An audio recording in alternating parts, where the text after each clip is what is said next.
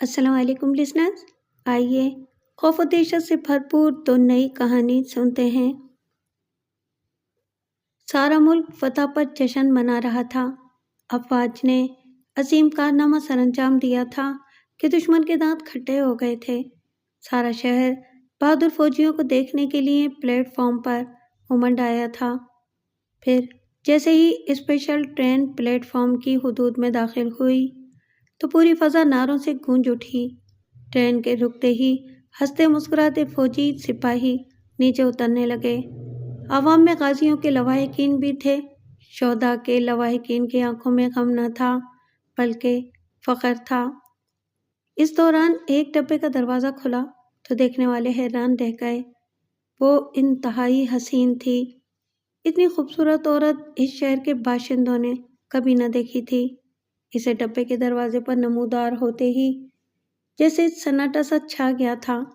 हर कोई इसे देखकर अपने दिल की धड़कनों में गैर मामूली सी तेजी महसूस कर रहा था। ऐसा सिर्फ मर्द ही महसूस कर रहे थे। मर्दों की नजरें इससे हट नहीं रही थीं। फिर जैसे सारा पुरजोश माहौल कब्रिस्तान के सन्नाटे में तब्दील हो गया। माहौल निहायत बोझल और अजनबी सा हो गया। इसने उतरते ही हाथ बढ़ाकर एक और शख्स को उतरने में मदद दी। इस शख्स ने उतरते हुए बेख्तियार अल्हम्दुलिल्लाह कहा, जिसे सुनकर इस औरत के चेहरे पर जैसे खौफ भर गया। इसने बेहद खुशीली नजरों से इस शख्स को देखा और नजरें फैल लीं। नौवारिद लंगड़ा रहा था। नौवारिद को देखकर लोगों के चेहरों पर खुशी की लहर दौड़ गई। दूसरे लम्हे ही सब उदास हो गए, क्योंकि जंग पर जाने से पहले इसका पैर बिल्कुल ठीक था, लेकिन अब इसका पैर शदीद जख्मी था। नौवारिद का नाम मेजर सदाकत था।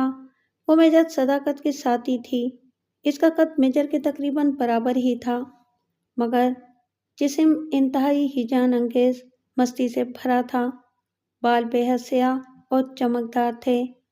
आंखें इंतहाई रोशन और चमकदार। होंठ इंतहाई सुर्ख, जिन पर एक सहर अंगेज मुस्कुराहट बिखरी हुई थी। बाद में लोग कसम खाकर इसके हुस्न की तारीफ करते पाए गए और आंखों के बारे में लोगों का यही बयान था कि आंखों में सख्ती और सर्द मेहरी कूट कूट कर भरी हुई थी। मेजर ने इसका तारुफ अपनी बीवी की हैसियत से कराया था।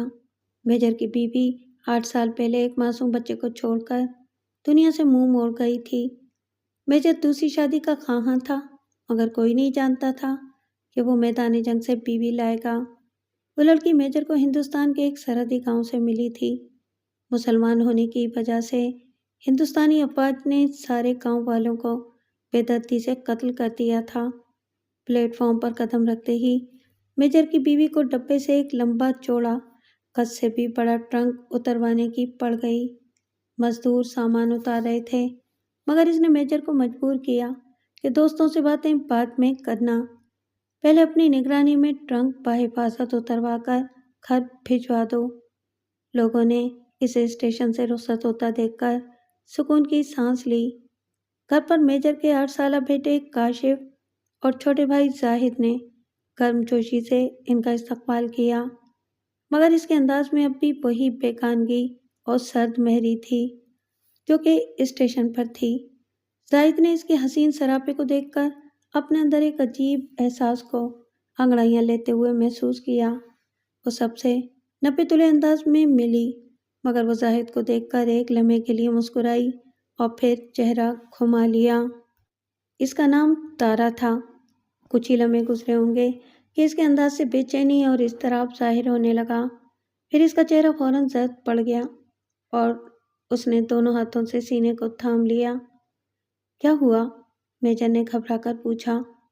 कुछ नहीं, शायद थकन हो रही है, कमरे में जाना चाहती हूँ, मेरा ट्रंक कमरे में भिजवा देना, वो बोली। मेजर ने इसकी ट्रंक को इसके कमरे में रखवा दिया। जब तक वो ट्रंक खुला नहीं, तारा बेहद बेचैनी और परेशानी से कमरे में टहलती रही। जब ट्रंक खुला तो मेजर का मुंह खुले का खुला रह गया।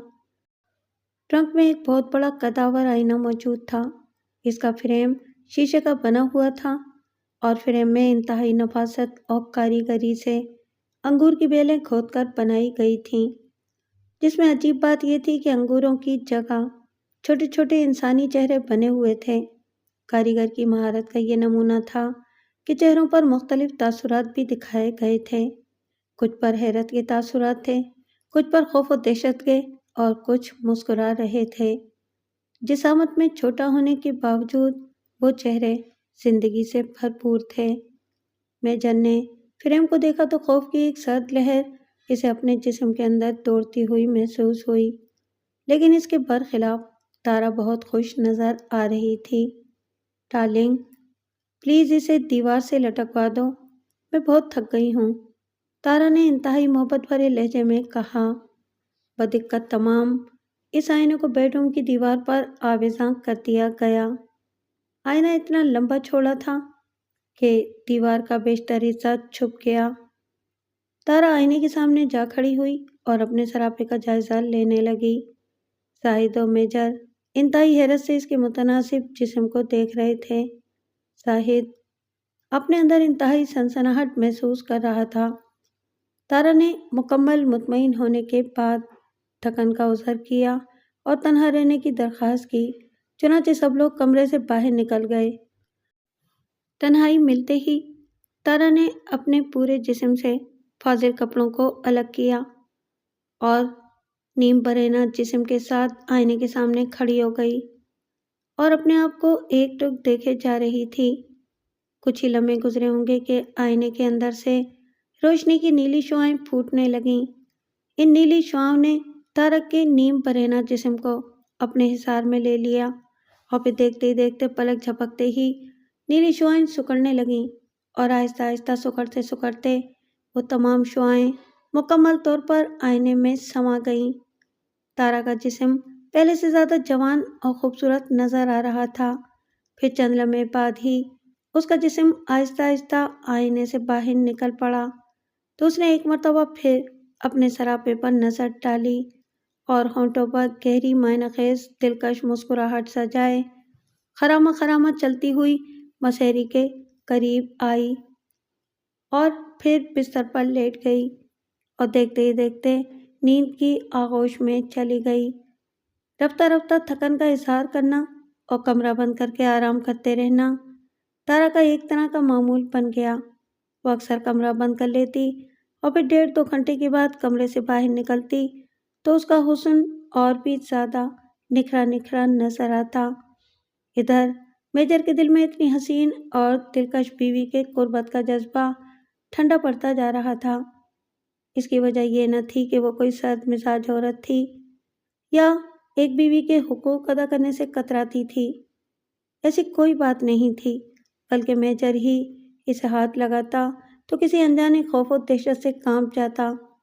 ایک عجیب سی کپ کپی اس کے جسم و جاں میں توڑ جاتی۔ وہ اس سے دور رہنے کی کوشش کرتا۔ اس کے جذباتی کھنچاؤ کا یہ نتیجہ نکلا کہ اس نے زیادہ تر وقت گھر سے باہر گزارنا شروع کر دیا۔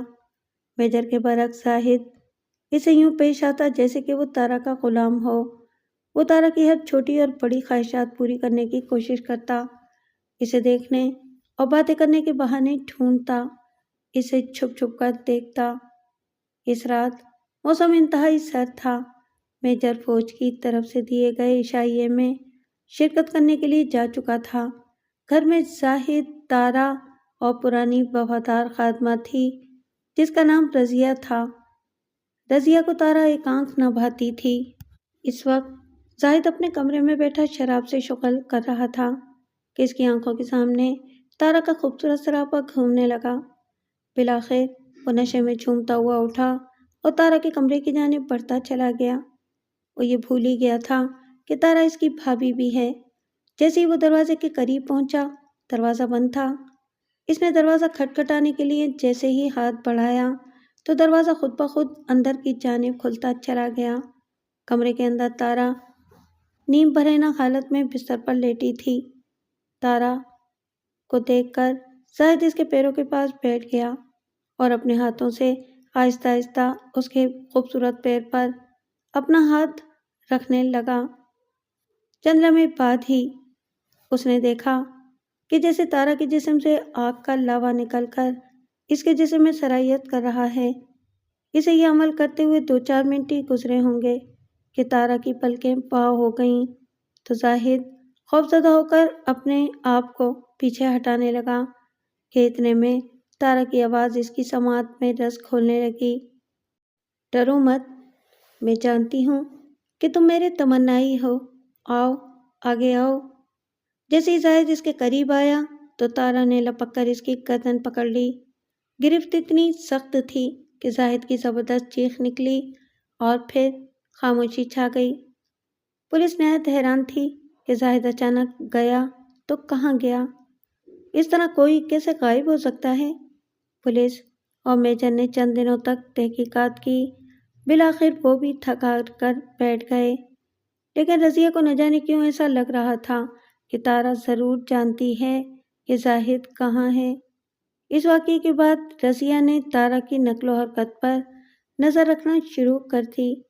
جب تارا کہیں باہر ہوتی، رضیہ چپکے سے اس کے کمرے میں گھس جاتی اور اس کی ہر چیز کا جائزہ لینا شروع کر دیتی۔ کمرے میں ادھر ادھر جھانکتی، آرائشی چیزیں، ملبوسات، زیورات، کریم پاؤڈر، سرخی، بلکہ ہر چیز کا جائزہ لیتی پھرتی۔ اسے بھی میجر کی طرح ان سب چیزوں سے بوسیدگی کا احساس ہوتا۔ خاص طور پر آئینے کا معائنہ کرتی۔ آئینہ اتنا بڑا اور عجیب تھا کہ کمرے کی ہر چیز پر چھایا محسوس ہوتا۔ کمرے کے کسی بھی گوشے سے نقل و حرکت کی جاتی تو آئینے میں اس کا عکس ضرور نظر آتا۔ رضیہ جب بھی تارا کے کمرے میں قدم رکھتی تو ایک نامعلوم خوف کا احساس ڈر آتا، لیکن اس کے باوجود وہ تلاشی سے باز نہ آتی۔ رات کے 12 اور 1 کے درمیان کا عمل رہا ہوگا۔ میجر دن بھر زاہد کو ڈھونڈنے کے بعد تھک ہار کر تارا کے پہلو میں بستر پر بے خبر پڑا سو رہا تھا۔ تارا اس کے سونے سے پہلے کافی دیر تک اس کے سر اور بالوں کو سہلاتی رہی تھی۔ سکون کا احساس اتنا شگفتہ تھا کہ میجر کی آنکھیں اپنے آپ بند ہونے لگی تھیں۔ اسے ایسا لگ رہا تھا کہ اس سے پہلے اتنی دل فریب اور روح پرور احساس اسے کبھی نہیں ہوا تھا۔ تھوڑی ہی دیر میں میجر نیند کی گہری وادیوں میں گم ہو گیا۔ رینوکا نے جب یہ دیکھا کہ میجر سو چکا ہے تو وہ اطمینان سے اٹھی اور آئینے کے سامنے جا کھڑی ہوئی۔ آہستہ سے اس نے اپنے آپ کو کپڑوں کی قید سے آزاد کیا۔ کچھ ہی لمحوں بعد آئینے کے اندر سے ہلکی نیلی روشنی پھوٹ پڑی۔ آئینے کی سطح سنہری ہو گئی، عجیب و غریب دھند میں تبدیل ہو گئی۔ یہ دیکھ کر تارا نے آہستہ سے آئینے پر اپنا سیدھا ہاتھ رکھ دیا اور پھر دوسرے لمحے تارا دھند میں تبدیل ہو کر آئینے کے اندر داخل ہو گئی۔ آئینے کے اندر داخل ہوتے ہی آئینہ پھر سے ویسا ہی ہو گیا جیسا کہ عام آئینہ ہوتا ہے۔ حیرت انگیز بات یہ تھی کہ آئینے کے فریم پر بنے ہوئے تمام چھوٹے چھوٹے چہروں پر خوف و دہشت کے تاثرات صاف نظر آنے لگے تھے۔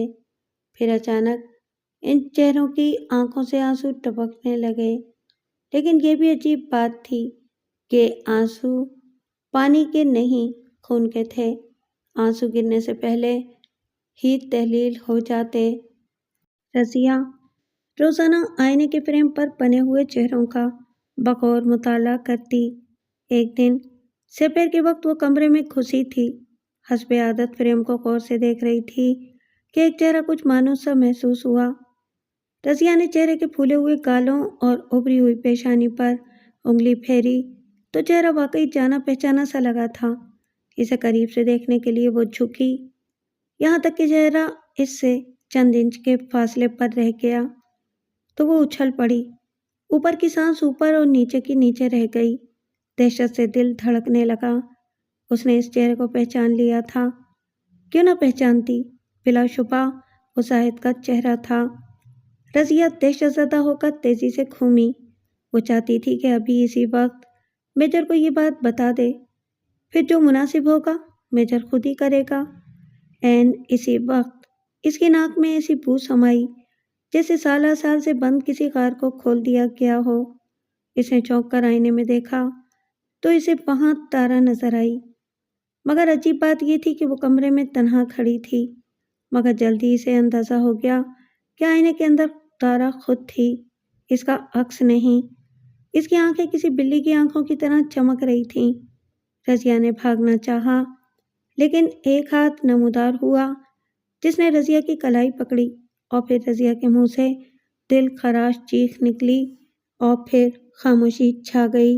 ادھر میجر کا 8 سالہ بیٹا انتہائی خوبصورت بچہ تھا۔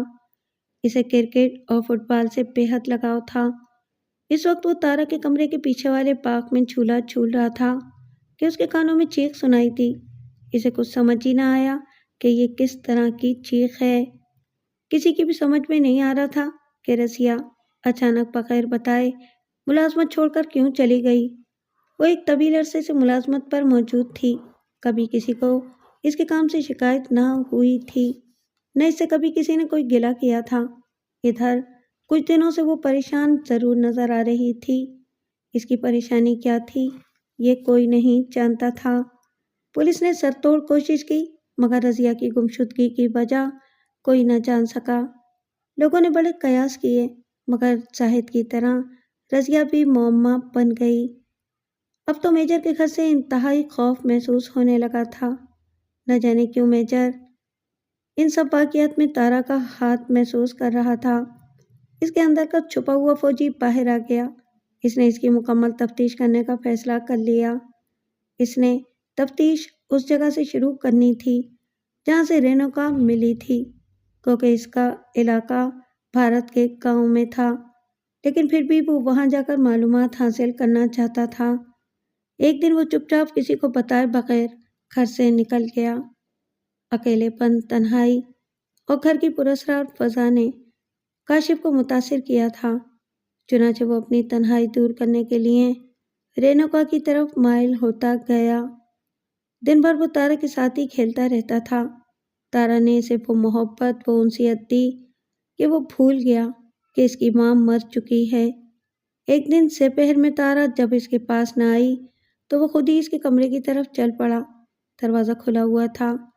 اس نے دیکھا کہ تارا آئینے کے سامنے کھڑی اپنے بال کاٹ رہی ہے، اور اس کے جسم پر بہت ہی مختصر لباس ہے۔ پھر اچانک کاشف کو اپنی آنکھیں ملنا پڑیں، کیونکہ رینوکا اب آئینے کے اندر سما چکی تھی۔ دیکھتے ہی دیکھتے وہ آئینے سے باہر آ گئی، لیکن اب کی بار وہ پورے کپڑوں میں تھی۔ کاشف اپنے حلق سے نکلنے والی چیخ کو روک نہ سکا۔ اس نے بھاگنے کی کوشش کی، لیکن اس کے قدم یقیناً من بھر کے ہو گئے۔ رینوکا نے مسکراتی ہوئی نظروں سے اسے دیکھا، اس کے قریب آ گئی اور نہایت محبت سے اسے مخاطب کر کے کہا، یہ جادو کا آئینہ ہے۔ جادو کا آئینہ؟ کاشف نے حیرت سے پوچھا۔ ہاں، اس آئینے میں پریاں رہتی ہیں، تارا نے قدرے مکاری سے کہا۔ پریاں؟ وہ بھی کوکاف کی پریاں، جو کہ روزانہ مجھے اس آئینے میں بلاتی ہیں، اور مجھے روزانہ ان سے ملنے کے لیے جانا پڑتا ہے۔ تمہیں معلوم ہے کہ میری عمر اس وقت 500 سال سے زیادہ ہے۔ مجھے جانے دو، تم چڑیل ہو، کاشف گھبرائے ہوئے لہجے میں بولا۔ میں تمہیں کیسے چھوڑ سکتی ہوں؟ تم میرے راز سے واقف ہو چکے ہو۔ 500 سال میں تم جیسے کئی بیوقوف بچے اس راز سے واقف ہوئے اور انگور کی بیل کا حصہ بن گئے، تم بھی بنو گے۔ یہ کہہ کر اس نے کاشف کی گردن پکڑ لی، اور کاشف کے منہ سے خوفزدہ فلک شگاف چیخ نکل گئی۔ وہ ایک انتہائی میلا کچیلا مجذوب شخص تھا۔ اسے دیکھ کر ایسا لگ رہا تھا کہ جیسے اس شخص کو نہائے ہوئے صدیاں گزر گئی ہوں۔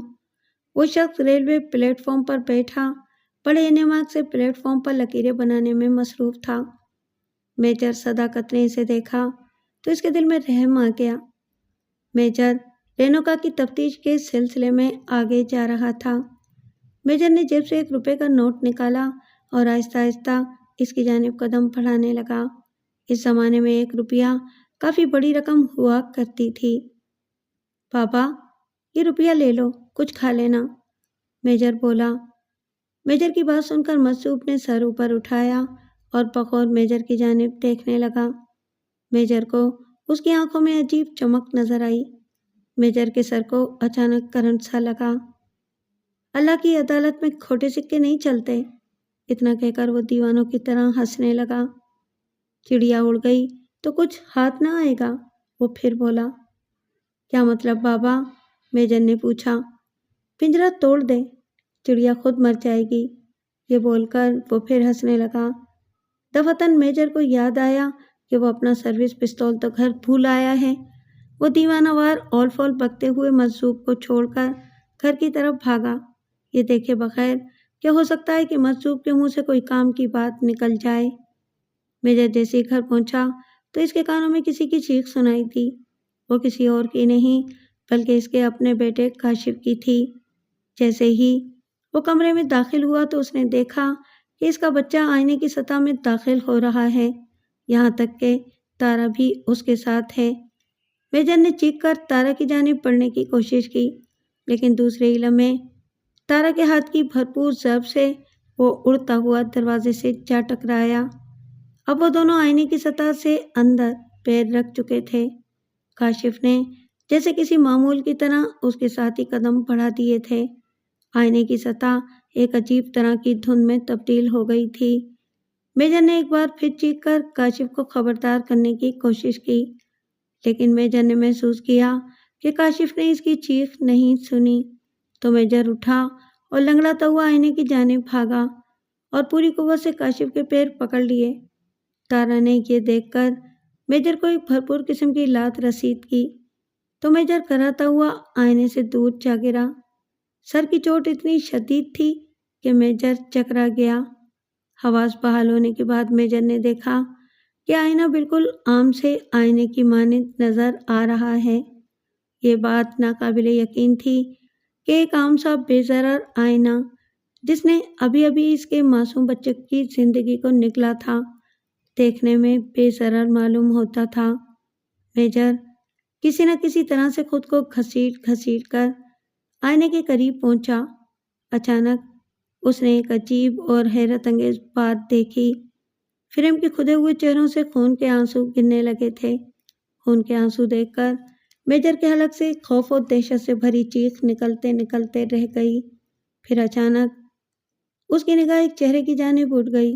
آج سے پہلے خون بہاتے ہوئے اس چہرے کو میجر نے غور سے نہیں دیکھا تھا۔ وہ چہرہ کسی اور کا نہیں بلکہ زاہد کا تھا۔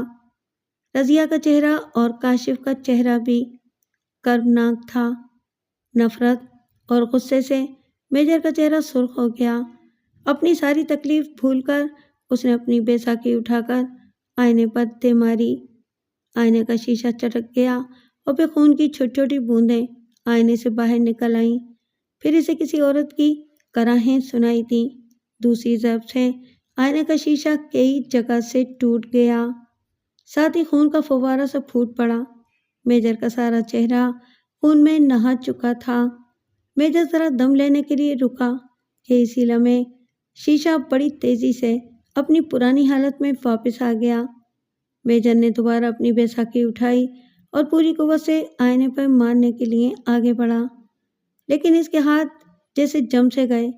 عین اسی لمحے آئینے میں تارا کا چہرہ نظر آیا۔ اس کے چہرے سے غصہ اور نفرت کا اظہار ہونے لگا تھا، اور پھر اسی پل آئینے سے ایک نیلے رنگ کا ہاتھ نمودار ہوا جس نے لپک کر میجر کی گردن پکڑ لی۔ گرفت اتنی سخت تھی کہ میجر کی آنکھیں باہر کو ابل پڑیں۔ قریب تھا کہ میجر کا دم ہی نکل جاتا۔ اسی لمحے کہیں سے اذان کی آواز میجر کے کانوں میں گونجی۔ اذان کی آواز کا معجزہ تھا کہ اس ہاتھ نے فوراً میجر کی گردن چھوڑ دی۔ میجر کے ہاتھ اپنے جیسے ہی آزاد ہوئے تو اس نے پوری قوت سے بیساکھی اٹھا کر آئینے پر دے ماری۔ اسی لمحے میجر کے کانوں میں ایک دل خراش اور فلک شگاف چیخ کی آواز گونجی، اور ساتھ ہی آئینے پر جگہ جگہ سے دراڑیں پڑ گئیں۔ اس میں سے ہلکا ہلکا خون رسنے لگا۔ میجر کے دوسرے وار سے آئینہ کئی حصوں میں بٹ گیا، ساتھ ہی خون کا جیسے فوارہ پھوٹ پڑا۔ میجر اس وقت تک آئینے پر اپنی بیساکھی سے ضرب لگاتا رہا جب تک آئینے کا شیشہ کئی حصوں میں بٹ نہ گیا۔ ساتھ ہی ساتھ کربناک چیخوں اور آہوں کی آوازیں بھی گونجتی رہیں۔ اذیتناک سسکیاں سنائی دینے لگیں جیسے کوئی دم توڑ رہا ہو، और फिर आहिस्ता आहिस्ता सुकूत छा गया। मेजर निढाल होकर फर्श पर गिर पड़ा। तारा का नामो निशान मिट गया। दूसरे दिन मेजर ने टूटा हुआ आईना बाहर फेंकवा दिया। इसके बाद मेजर ने अपना ट्रांसफ़र सरहदी इलाके में करवा लिया। पुरस्कार आईने का किस्सा हमेशा हमेशा के लिए ख़त्म हो गया था। दूसरी दहशतनाक कहानी। वो अमावस का शैतान है। उमर रसीदा तजुर्बेकार दाई गंगा ने डरते डरते लहजे में राहुल को आगाह किया। राहुल, जो पूरा दिन परेशानी के आलम में घिरा रहा था, दाई गंगा की बात सुनकर आपे से बाहर हो गया। गंगा, ज़बान संभाल कर बात करो। तुम एक बिन जाने बच्चे को शैतान कह रही हो? राहुल दाई गंगा को अपनी बहन सोनाकशी के डिलीवरी केस के लिए लेकर आया था, लेकिन दाई ने सोनाकशी का चेकअप करने के बाद केस करने से इनकार कर दिया था।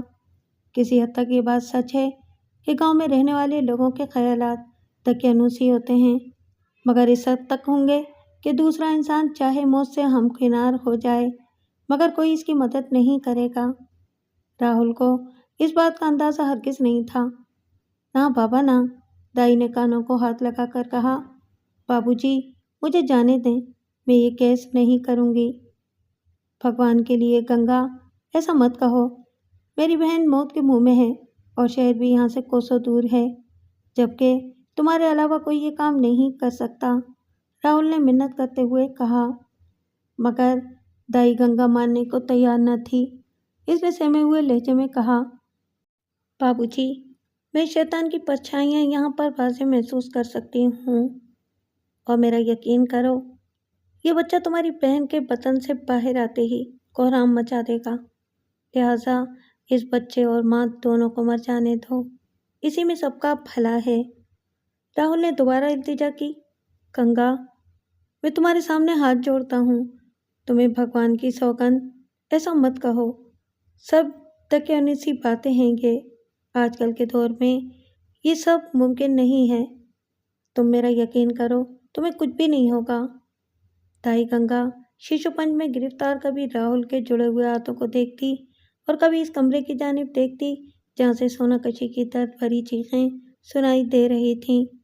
फिर इसने स्याह आसमान की तरफ देखा और बोली, बाबूजी, चांद ग्रहण लग चुका है और यही वो रात होती है जब शैतान इंसान के रूप में ज़मीन पर प्रवेश करता है। वो हज़ारों साल तक अमावस की रात का इंतज़ार करता है।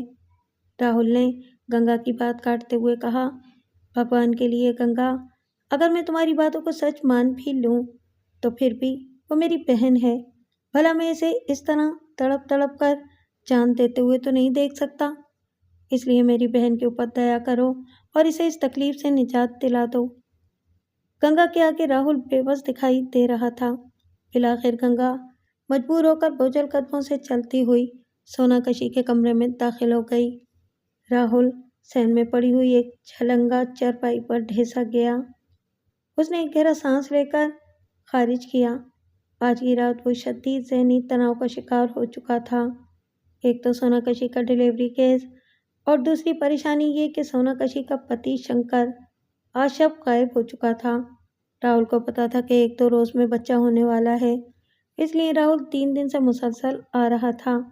आज जब वो घर पर आया तो सोनाकशी की हालत देखकर इसे अंदाज़ा हो गया कि आज रात डिलीवरी हो जाएगी। राहुल ने सोनाकशी से शंकर के बारे में पूछा तो सोनाकशी ने बताया वो शायद किसी दाई वगैरह को बुलाने के लिए गया है। मगर जब शाम के पुरहोल साए गहरे हो गए तो राहुल ने खुद दाई गंगा के घर ले जाना मुनासिब समझा, और जब वो गंगा के घर गया तो ये जानकर उसे शदीद हैरत हुई कि दाई गंगा के पास तो शंकर आया ही नहीं था, और गंगा के अलावा इस गांव में दूसरा कोई ऐसा बंदोबस्त नहीं था जहां सोनाकशी को डिलीवरी के लिए लेकर जाया जाता। राहुल ने शंकर को हर जगह ढूंढा, मगर वो गधे के सर से सींग की तरह गायब हो चुका था। एक शख्स जंगल में तेजी के साथ भाग रहा था। वो नंगे पांव था और इसके पैरों से खून रिस रहा था, और इसके बावजूद वो अपनी रफ्तार कम करने पर आमादा दिखाई नहीं देता था। इस आदमी की सांसें धूकनी की तरह चल रही थीं। بھاگتے بھاگتے وہ کہیں پر رک جایا کرتا تھا تاکہ اپنی اتھل پتھل ہوتی سانسوں کو بحال کر سکے، اور ساتھ ہی وہ نظر اٹھا کر آسمان کی جانب دیکھ لیتا تھا اور پھر بھاگنا شروع کر دیتا تھا۔ وہ لمبا سفر طے کرنے کے بعد جنگل کے وسط میں آ چکا تھا، جہاں پر ہزاروں سال پرانی کھنڈر نما حویلی واقع تھی۔ وہ آدمی ایک پتھر پر بیٹھ کر اپنا سانس بحال کرنے لگا۔ اس نے نظر اٹھا کر آسمان کی طرف دیکھا اور اطمینان سے سانس لیتے ہوئے خود کلامی کرنے لگا۔ ابھی چاند گرہن لگنے میں وقت ہے۔ میرے دیوتا، میری مشکلات کے عوض مجھے کالی شکتیوں سے نواز دو۔ دیوتا، تم دیکھ رہے ہو میں نے کتنی قربانیاں دی ہیں تمہارے لیے۔ پھر وہ آدمی کھڑا ہو گیا اور حویلی کے اندرونی حصے کی جانب بڑھ گیا۔ رات کی تاریکی میں یہ حویلی بہت ہی پراسرار لگ رہی تھی۔ اس حویلی کے اندر جتنے بھی درخت تھے وہ سارے ہریالی سے عاری دکھائی دے رہے تھے، اور ان ٹنڈ منڈ درختوں کے اوپر گدھ اپنے پروں میں سر چھپائے اونگ رہے تھے۔ وہ آدمی دھیمے قدموں سے چلتا ہوا حویلی میں داخل ہو گیا۔ حویلی اندر سے مکمل طور پر خالی تھی۔ اگر اس میں فرنیچر تھا بھی تو اتنے ہزار سال گزرنے کے بعد ان کو دیمک اور دوسری زمینی آفتیں فنا کر چکی تھیں۔ اس حویلی میں راکھ کے ڈھیر، دراڑیں پڑی ہوئی دیواریں، ٹوٹا فرش اپنی تباہلی کا رونا روتے ہوئے محسوس ہو رہے تھے۔ حویلی کے در و دیوار پر جلنے کے آثار واضح دیکھے جا سکتے تھے۔ وہ آدمی مختلف کمروں سے گزرتا ہوا ایک کمرے میں آ کر رک گیا۔ اس کمرے میں دیوار کے ساتھ ایک پتھر جوڑ کر رکھا گیا تھا۔ اس آدمی نے اسی پتھر کو ہٹانا شروع کیا۔ یہ پتھر بہت ہی وزنی تھا اور اسے دیوار سے الگ کرتے ہوئے اس آدمی کے پسینے چھوٹ گئے۔ تھوڑی سی تگ و دو کے بعد وہ اپنے مقصد میں کامیاب ہو چکا تھا۔ پتھر ہٹتے ہی دیوار میں ایک شگاف دکھائی دینے لگا۔ وہ آدمی گھٹنوں کے بل بیٹھ کر اس شگاف میں داخل ہو گیا اور آگے بڑھنے لگا۔ تقریباً 10 منٹ لگاتار چلنے کے بعد وہ سرنگ کشادہ ہونے لگی تھی۔ مزید چند منٹ چلنے کے بعد یہ سرنگ اتنی بڑی ہو چکی تھی کہ 2 آدمی مل کر چلیں تو بآسانی سر اٹھا کر چل سکتے تھے۔ چلتے چلتے وہ آدمی ایک کشادہ کمرے میں پہنچ چکا تھا۔ یہ کمرہ تکون نما بنا ہوا تھا اور ایک کونے میں ایک دیو ہیکل خوفناک مورتی رکھی ہوئی تھی جس کی رنگت سیاہ تھی۔ اس مورتی کا بھدا سا چہرہ تھا اور اس کے منہ سے لمبے لمبے دانت باہر جھانک رہے تھے، اور اس مورتی کے داہنے ہاتھ میں ایک تیز دھار تلوار موجود تھی۔ اس آدمی نے اس مورتی کے سامنے اپنا ماتھا ٹیکتے ہوئے کہا، آزا دیوتا، مجھے کالی شکتیوں سے نواز دو۔ پھر وہ آدمی اٹھا اور گھوم کر اس مورتی کے عقب میں آ گیا۔ اس مورتی کے عقب میں ایک چورس چکنا پتھر پڑا ہوا تھا جس کے اوپر ایک نومولود بچے کا ادھڑا ہوا وجود پڑا تھا۔ اس کے پورے وجود کی چمڑی گل سڑ چکی تھی اور نیچے سے کمزور ہڈیاں جھانک رہی تھیں۔ اس کی ایک آنکھ سلامت تھی جبکہ دوسری آنکھ نیچے لٹک رہی تھی۔ وہ آدمی اس بچے نما عفریت کے سامنے ہاتھ جوڑ کر کھڑا ہو گیا اور ادب سے بولا، مہاراجا، جیسا آپ نے کہا تھا آج رات سوناکشی بچے کو جنم دینے والی ہے۔ آزا دیوتا کی کرپا سے اب آپ کو ان مردہ بچوں کے کھوکھلے کنگالوں میں چھپنے کی ضرورت نہیں رہے گی۔ آپ کو ایک مضبوط شیطان کا وجود مل جائے گا۔ اس بچے میں ذرا حرکت ہوئی تو اس کے بائیں ہاتھ کی انگلیاں دھڑ کر نیچے گر گئیں۔ اس بچے کی لاش گلنے سڑنے کی آخری حد تک پہنچ چکی تھی۔ اس بچے کے لب آہستگی سے ہلے تو اس کے اندر سے مردانہ آواز سنائی دی، شاباش میرے سیوک، تمہیں آزا دیوتا یقیناً کالی شکتیوں سے نوازیں گے۔ جاؤ، اب وقت آ گیا ہے کہ تمہیں تمہارا انعام دیا جائے۔ جاؤ شنکر، اور جا کر دیوتا کے سامنے سجدہ ریز ہو جاؤ۔ اس خوفناک بچے کی آواز سن کر شنکر کے چہرے پر مسکراہٹ رقص کرنے لگی۔ وہ جلدی سے اس مورتی کے سامنے ہاتھ باندھ کر کھڑا ہو گیا۔ تھوڑی دیر کے بعد زمین ہلنے لگی جیسے زلزلہ آ رہا ہو، مگر شنکر اپنی جگہ جمع کھڑا رہا۔ اچانک ہی زمین ہلنا بند ہو گئی تو شنکر نے حیرانگی سے دائیں بائیں دیکھا۔ اسے کچھ سمجھ نہیں آ رہا تھا۔ شنکر کے سر کے اوپر چھت میں ایک سیاہ رنگ کا دائرہ نمودار ہوا اور آہستہ آہستہ اس کا سائز بڑھنے لگا۔ دیکھتے ہی دیکھتے پوری چھت سیاہ ہو چکی تھی۔ پھر اس چھت سے ایک سیاہ رنگ کے دھوئیں کی لائن بنی اور سیدھی شنکر کے سر کی طرف نیچے کی جانب بڑھنے لگی، مگر شنکر اس سے بے خبر مورتی کو گھور رہا تھا۔ اس دھوئیں کی ایک رسی سی بن گئی تھی جس نے شنکر کے وجود کو اپنی لپیٹ میں لینا شروع کر دیا۔ شنکر حیرانگی سے اب اس دھوئیں کو دیکھ رہا تھا۔ اس کے پسینے چھوٹ گئے تھے، اس کا دل زور زور سے دھڑک رہا تھا۔ اچانک شنکر نے اپنے آپ کو اس دھوئیں سے آزاد کرانا چاہا، مگر وہ اپنی جگہ سے حرکت نہیں کر پایا۔ شنکر کو گرمی کا احساس ہونے لگا۔ اس نے چلانا شروع کر دیا کیونکہ گرمی کی حدت شنکر کی برداشت سے باہر ہو چکی تھی۔ وہ شیطانی بچہ رینگتا ہوا شنکر کے قریب پہنچ چکا تھا۔ شنکر کو دھواں اپنی لپیٹ میں لے چکا تھا، جس کی وجہ سے شنکر حرکت کرنے سے قاصر تھا۔ اس نے چلاتے ہوئے بمشکل اس خوفناک بچے کو مخاطب کیا، یہ تم کیا کر رہے ہو؟ او میرے بھگوان، یہ گرمی! وہ کرانے لگا تھا۔ شنکر نے پھر بمشکل لب کھولے، میں تمہارا سیوک ہوں اور تم مجھے ہی مارنا چاہتے ہو؟ وہ شیطانی بچہ شنکر کی بات سن کر قہقہے لگانے لگا اور پھر بولا، من میں لالچ ہے تمہارے، جو انسان ایک شیطان کو مردہ بچوں کا وجود لا کر دے سکتا ہے اور اپنی پتنی کو ایک شیطان کے کہنے پر انسانوں کا خون پلا سکتا ہے تاکہ اس کے وطن میں پلنے والا بچہ شیطانی طاقتوں سے بھرپور ہو۔ کیا ایسا شیطان اعتبار کے قابل ہو سکتا ہے؟ نہیں نا۔ تمہیں کالی شکتیاں دینے کا مطلب اپنے ساتھ دشمنی مول لینے کے برابر ہے۔ تم نے ایک شیطان کا ساتھ دیا اور بھی اماوس کے شیطانوں کا ساتھ دینا بے وقوفی ہے۔ شنکر غصے اور تکلیف کی شدت سے تھر تھر کانپ رہا تھا۔ شنکر غصے اور تکلیف کی شدت سے تھر تھر کانپ رہا تھا۔ اس کا وجود چوہے دان میں جکڑے چوہے کی مانند دکھائی دے رہا تھا۔ شنکر نے غصے سے کہا، میں نے اپنی پتنی کو تمہارے قدموں میں نچھاور کر دیا اور تم مجھے ہی مارنا چاہتے ہو؟ اس بچے نے کہا، بے شک تمہارے سوا اماوس کے شیطان کا زمین پر پرویش ممکن نہ تھا، مگر تم میرے لیے ایک ذریعہ بنے۔ تم جو انسانوں کا خون اپنی پتنی کو پلاتے تھے، اس پر میں منتر پڑھتا تھا اور اسی وجہ سے تمہاری پتنی کے پیٹ میں پلنے والا بچہ شیطان کا روپ دھار سکا۔ وہ بہت ہی شکتیشالی ہوگا اور وہی اماوس کا شیطان واپس لائے گا۔ ہمارا آزاد دیوتا اس کی رکشا کرے گا۔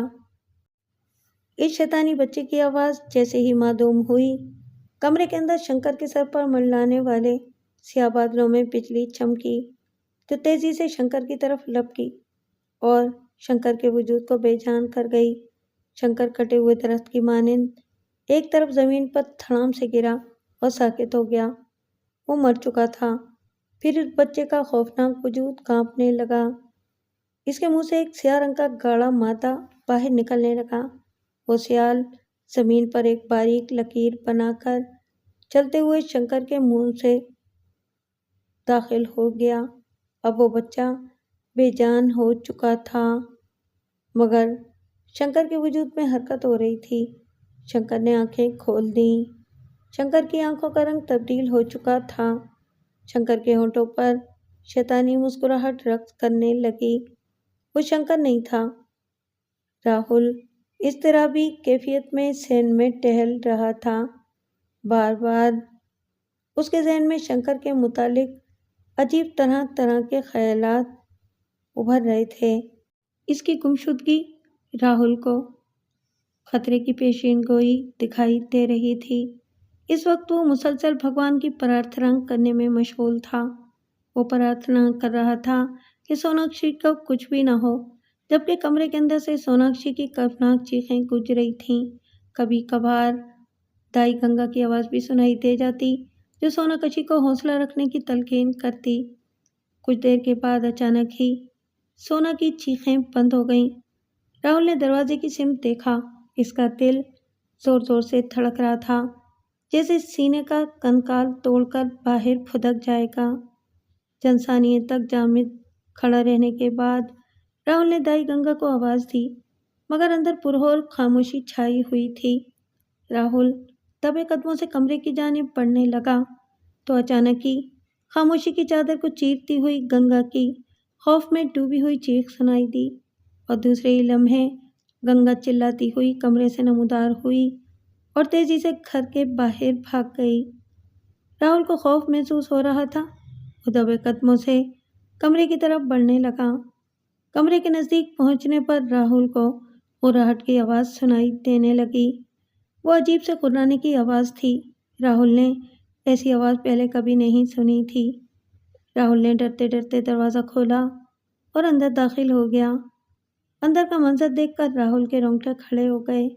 इसकी आंखें फटी की फटी रह गईं। अंदर एक बच्चा ज़मीन पर बैठा अपने हाथ को चाट रहा था जिस पर खून लगा हुआ था। इस बच्चे की जिसामत देखकर राहुल का दिल डूबने लगा। इस बच्चे की जिसामत अजीबो गरीब थी। इसकी आंखें अंडे की मानिंद हलकों से बाहर झांक रही थीं और इसकी बाछें कानों तक फैली हुई थीं जिसमें छोटे छोटे दांत झांक रहे थे। इस शैतान नुमा बच्चे ने आहट सुनकर दरवाजे की सिमत देखा और वो बच्चा राहुल की सिमत पड़ा तो राहुल जल्दी से दरवाजे से हट गया और वो बच्चा दोनों हाथों पैरों के बल भागता हुआ अंधेरे में मासूम हो गया। राहुल ने हिम्मत करके सोना की नब्ज चेक की मगर वो जिंदगी से महरूम हो चुकी थी। राहुल ने सोनाकशी के बदन पर एक चादर डाल दी। रात का 1 बज रहा था और इंस्पेक्टर दीपक अपने मातहत के साथ जीप में रूटीन की गश्त पर निकला हुआ था। भगवान दास रोड पर सुस्त रवि से जीप चलाते हुए इंस्पेक्टर दीपक का साथी खुशगपियों में मसरूफ था कि अचानक वालेस्पक कंट्रोल रूम की जानिब से एक हादसे की इतला दी जाने लगी। इंस्पेक्टर दीपक ने जगह का नाम नोट किया तो करमदास ने गाड़ी मतलूबा पते की जानिब मोड़ दी। चंद मिनटों की मुसाफत तय करने के बाद वो जाए हादसा की जगह पहुंच चुके थे। ये एक सुपर स्टोर था। अंदर दाखिल होकर इंस्पेक्टर दीपक ने काउंटर की दूसरी जानिब खड़े हट्टे कट्टे आदमी को अपना तारुफ करवाया तो इस आदमी ने इंस्पेक्टर दीपक की पुश्त की तरफ इशारा किया। दीपक ने घूमकर पीछे देखा जहाँ पर एक औरत कुर्सी पर बैठी हुई रो रही थी और चंद अफराद इसके गिर्द जमा थे और वो लोग आपस में खुसर पुसर कर रहे थे। इंस्पेक्टर दीपक इस औरत की जानिब बढ़ गया। औरत ने जैसे ही इंस्पेक्टर दीपक को देखा तो इसके चेहरे पर खुशी के आसार जगमगाने लगे। इस औरत ने आंसू साफ करते हुए कहा, इंस्पेक्टर साहब प्लीज़ मुझे अकेला मत छोड़िएगा। वो औरत अभी भी सिसक रही थी। इंस्पेक्टर ने औरत को तसल्ली देते हुए कहा, आप फिक्र ना करें, इस वक्त आप पुलिस कस्टडी में हैं। अब आप मुझे बताएं कि हुआ क्या था। इस औरत ने दोबारा अपने गालों पर झिलमिलाने वाले आंसुओं को साफ किया और बोलना शुरू किया। मेरे पति दूसरे शहर में काम करते हैं। आज रात वो आ रहे थे तो मैंने मटन बनाने का फैसला किया और इसी कर्ज से मैं इस स्टोर में आई। मैं जैसे ही मटन लेकर बाहर निकली तो पिछली गली में अंधेरे से एक अजीब तरह का राक्षस नमूदार हुआ। इसने पहले तो मेरे ऊपर हमला करने की कोशिश की मगर मैंने मटन वहीं फेंका और वापस दौड़ लगा दी और वो शैतान इस मटन के थैले पर टूट पड़ा। वो गोश्त को खाते हुए गुर्रा रहा था जबकि मैं बड़ी मुश्किल से जान बचाकर भागी हूँ। इंस्पेक्टर दीपक वर्ताए हैरत में डूब गया। वह हैरान था कि ये औरत क्या कह रही थी। इंस्पेक्टर ने पूरी बात सुनने के बाद सवाल किया, मैडम क्या आप मुझे इसका हुलिया बता सकती हैं। इस औरत ने एक झुरझुरी ली और फिर बोली, वो देखने में बच्चे की तरह था मगर इसका हुलिया किसी शैतान की मानिंद था। इसकी बड़ी बड़ी आंखें उबली हुई थीं जबकि इसकी बाछें कानों तक फैली हुई थीं। इंस्पेक्टर ने मज़ीद सवालात करने के बजाय करमदास से कहा कि वो किसी नज़दीकी मोबाइल को बुलवाए ताकि इस औरत को हिफाजत से उसके घर छोड़ा जा सके और ख़ुद इंस्पेक्टर स्टोर की अकबी गली में आ गया। ये गली सुनसान थी اور یہاں پر اندھیرا بھی زیادہ تھا۔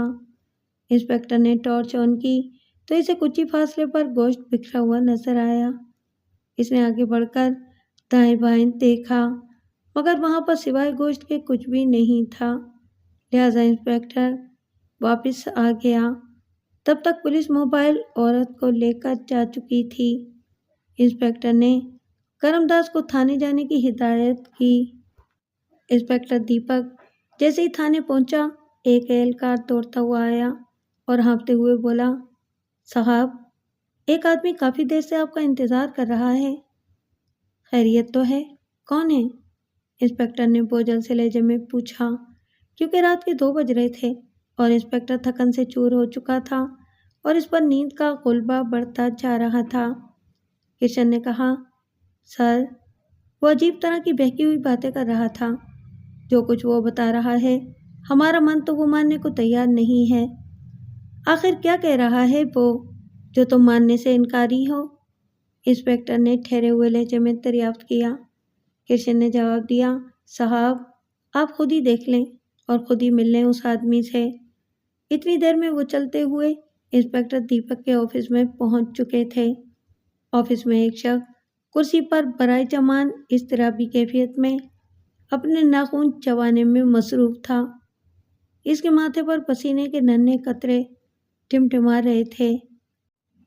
انسپکٹر کو اندر داخل ہوتے دیکھ کر وہ شخص کھڑا ہو گیا۔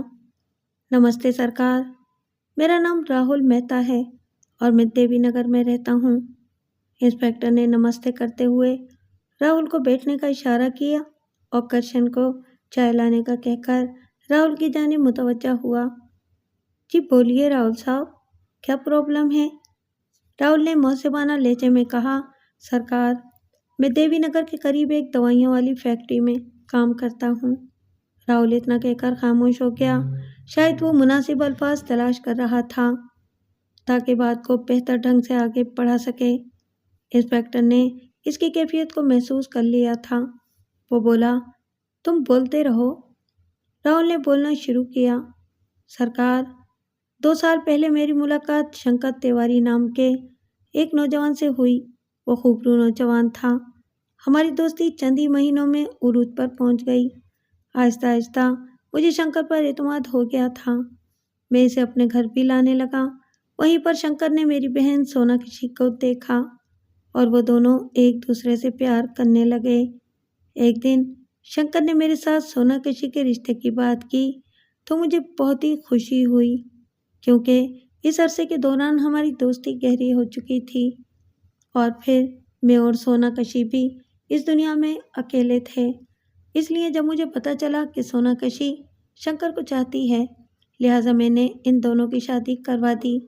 پہلے پہل تو وہ دونوں بہت خوش تھے، لیکن حالات تب خراب ہونا شروع ہوئے جب سوناکشی کی گود ہری ہوئی تو 3 ماہ کے اندر سوناکشی کی حالت عجیب ہونے لگی تھی۔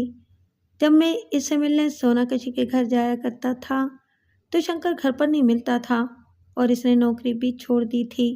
میں نے شنکر سے اس معاملے پر بات کی تو اس نے کہا کہ وہ شہر جاتا ہے کام کرنے کے لیے، لہٰذا میں نے زیادہ کریدنے کے بجائے خاموش رہنا بہتر سمجھا اور اکثر اوقات سوناکشی سے ملنے جانے لگا۔ حاملہ ہوئے سوناکشی کو 4 ماہ کا عرصہ گزر چکا تھا اور میں جب بھی سوناکشی کے گھر گیا، شنکر مجھے نہیں ملا اور سوناکشی کی حالت بھی عجیب ہو گئی تھی۔ وہ چپ چاپ سی بیٹھی دروازے کو گھورتی رہتی تھی۔ میں اسے باتیں کرتا تھا مگر وہ جواب ہی نہیں دیتی تھی۔ ایسا لگتا تھا جیسے اسے کچھ سنائی نہ دے رہا ہو۔ وہ بس ایک ہی بات کرتی تھی کہ وہ شنکر کا انتظار کر رہی ہے جو اس کے لیے دوائی لے کر آنے والا ہے۔ وقت گزرتا گیا مگر سوناکشی کی کیفیت میں کوئی تبدیلی نہ آئی۔ تقریباً 6 ماہ بعد سوناکشی کی صورت بگڑنے لگی۔ اس کی شکل و صورت بھیانک ہو گئی تھی۔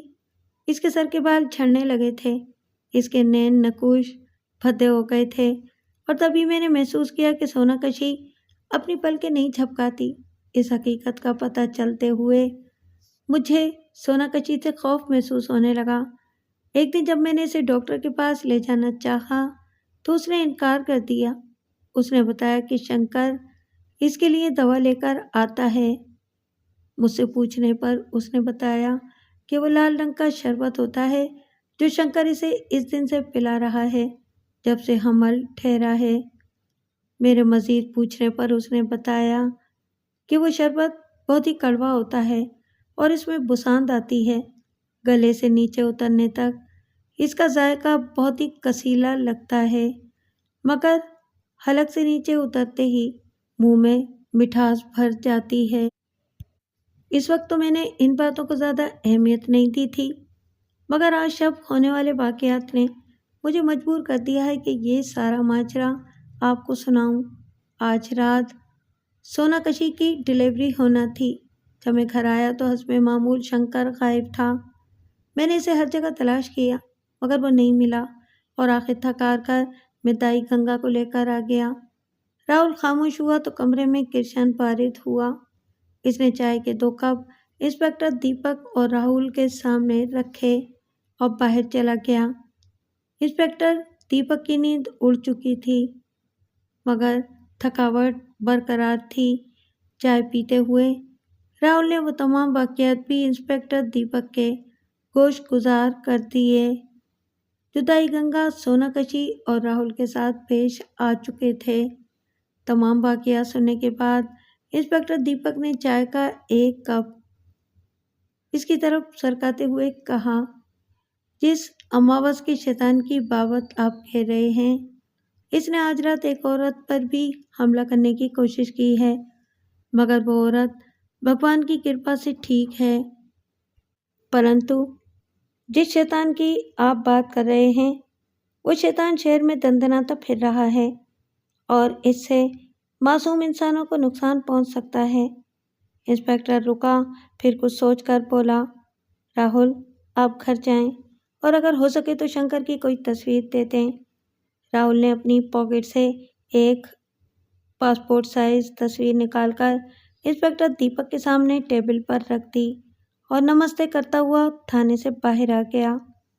شنکر کے مردہ وجود میں شیطان پرویش کر چکا تھا، اس لیے اب اس شیطان کو شنکر کے نام سے ہی پکارا جائے گا۔ شنکر اس کھنڈر نما عمارت سے باہر آ گیا۔ اس کا رخ اپنے گھر کی طرف تھا۔ شنکر نے آسمان کی طرف دیکھا۔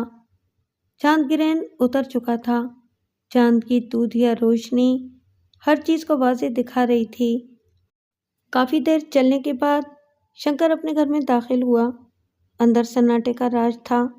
شنکر نے اس کمرے کی طرف رخ کیا جہاں پر سوناکشی مردہ حالت میں پڑی ہوئی تھی۔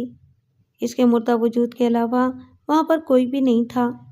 شنکر نے چادر ہٹا کر سوناکشی کی لاش دیکھی۔ شنکر کے چہرے پر شیطانی مسکراہٹ رقص کرنے لگی۔ کمرے میں اماوس کے شیطان کو نہ بھاگ کر شیطان کو غصہ آنے لگا تھا کیونکہ شنکر کے آنے سے پہلے وہ شیطانی بچہ وہاں سے رفو چکر ہو چکا تھا۔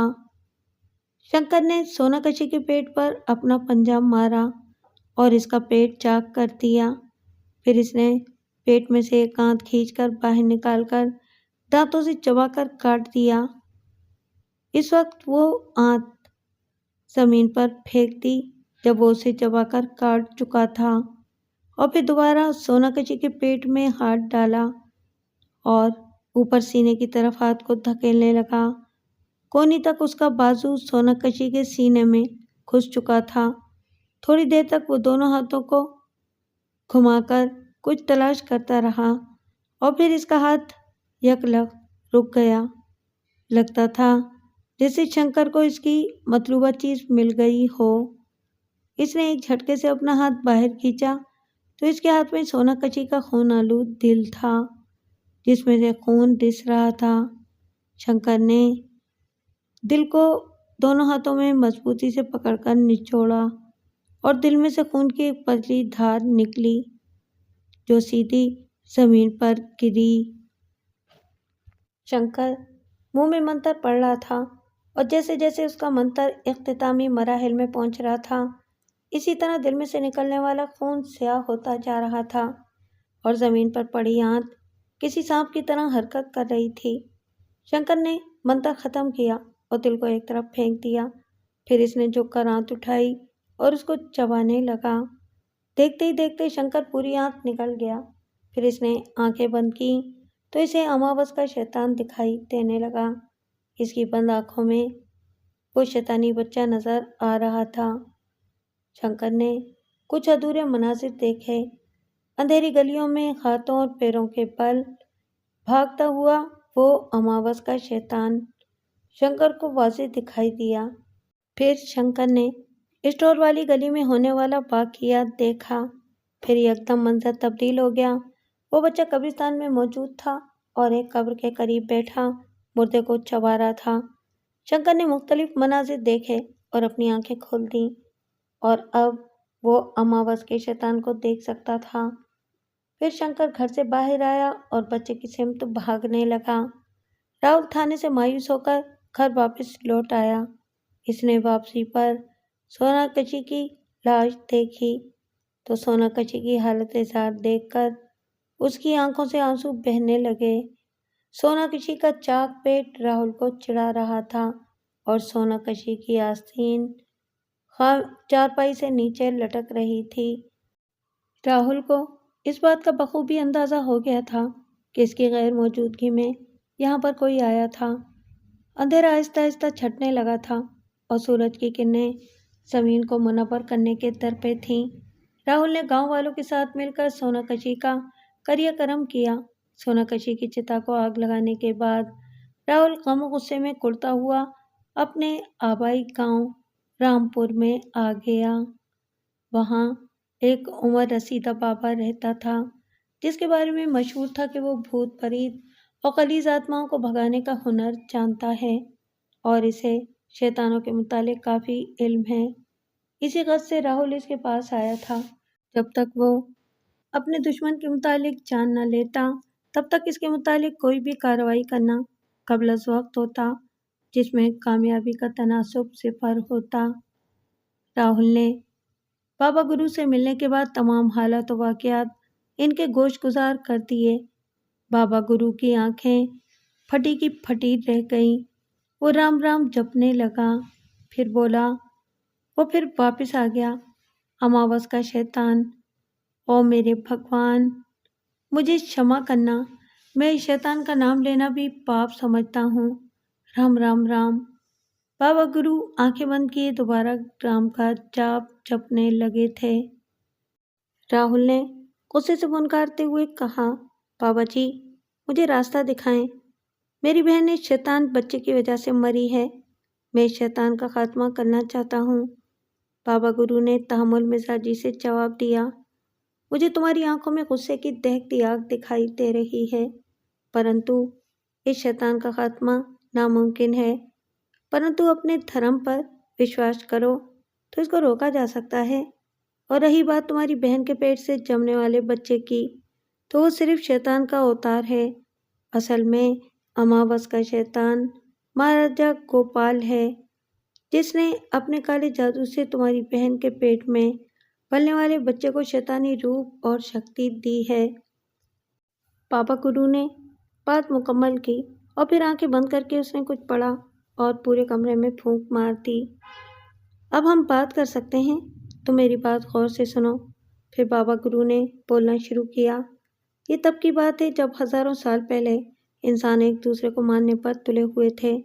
سن اور زر کی جنگ چھڑ چکی تھی۔ تبھی مہاراجا گوپال جلاد بن کر انسانوں پر ٹوٹ پڑا۔ وہ ملکوں اور شہروں کو فتح کرتا گیا۔ اس کی فوج جہاں سے بھی گزرتی وہاں پہ کوہرام مچا دیتی۔ قتل و غارت اور خون بہاتا وہ آگے بڑھتا گیا۔ وہ اپنے پیچھے چھوڑ جاتا تھا تو صرف ویرانیاں، دکھ اور آہیں۔ یہ سلسلہ کچھ سال تک تو چلا تو دوسری طرف سے سکندر اعظم نکل کھڑا ہوا۔ مہاراجا گوپال اور سکندر اعظم کی فوج کا ٹکراؤ ایک پہاڑی سلسلے میں ہوا، اور جب سکندر اعظم کو پتہ چلا کہ یہ وہی مہاراجا گوپال ہے جس نے انسانیت کو نیست و نابود کر کے رکھ دیا ہے، تو سکندر اعظم نے اس کے ساتھ گھمسان کی جنگ لڑی اور بالآخر فتح سکندر کا مقدر بنی، جبکہ مہاراج گوپال زندہ پکڑا گیا اور اس کی ساری فوج مار دی گئی۔ سکندر اعظم نے مہاراجا گوپال کو دردناک موت دینے کا فیصلہ کیا۔ اس نے گوپال کی نسل تک کو پر بات کرنے کا ایک حل سوچا۔ اس نے مہاراجا گوپال کو سمندر میں دور ایک جزیرے پر بھجوا دیا۔ اس کو چھوڑ کر اس کے سپاہی واپس آ گئے اور سکندر نے یہ مشہور کر دیا کہ مہاراجا گوپال نے اس کے ساتھ صلح کر لی ہے اور اب مہاراجا گوپال کی فوج سکندر اعظم کی فوج میں ضم ہو چکی ہے۔ اس سے سکندر اعظم کو یہ فائدہ ہوا کہ کئی راجا تو سکندر اعظم کے ڈر اور کئی مہاراجا گوپال کے ڈر سے جنگ لڑے بغیر سکندر اعظم کے تابع ہو گئے۔ کئی سال گزرنے کے بعد سکندر اعظم جب مہاراجا گوپال کے ملک پہنچا تو اس کے گھر والوں نے گوپال کے متعلق پوچھا تو سکندر اعظم نے کہا کہ یہ تو ایک افواہ تھی، مہاراجا گوپال کبھی مجھ سے ملا ہی نہیں۔ اس کے گھر والے جو خاموشی سے بیٹھ گئے تھے، اب ان کو فکر لاحق ہو گئی کہ آخر مہاراجا گوپال کو زمین نکل گئی یا آسمان کھا گیا، اور اب تو کئی سال گزر چکے تھے، لہٰذا اس کے گھر والوں کو کوئی سراغ نہ ملا، اور اس طرح مہاراجا گوپال کے گھر والوں کی طرف سے بغاوت کا خطرہ ہمیشہ کے لیے ٹل گیا۔ دوسری طرف مہاراجا گوپال غصے کی آگ میں بھڑک رہا تھا۔ وہ اس جزیرے پر اکیلا تھا، وہاں پر نہ تو میٹھا پانی پینے کے لیے میسر تھا اور نہ ہی کچھ کھانے کے لیے کوئی موزوں چیز دستیاب تھی۔ وہ کافی دنوں تک مختلف اقسام کی جڑی بوٹیاں کھا کر زندہ رہا، مگر کب تک؟ آخر وہ بھوک پیاس اور سمندری موسم کی بدولت بیمار ہو گیا اور مرنے کے قریب پہنچ گیا۔ تب اس نے شیطانوں کے دیوتا آزا کی پوجا شروع کر دی۔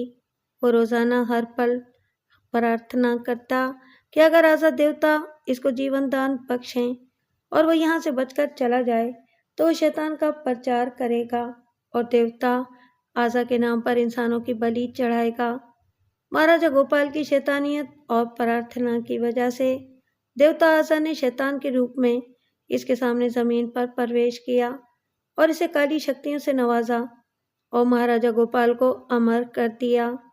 اب مہاراجا شکتیشالی بن چکا تھا، وہ اپنی کالی شکتیوں کی بدولت کہیں بھی آ جا سکتا تھا، اس لیے وہ ہوا میں معلق ہو کر آ گیا اور سکندر کا پیچھا کرنے لگا۔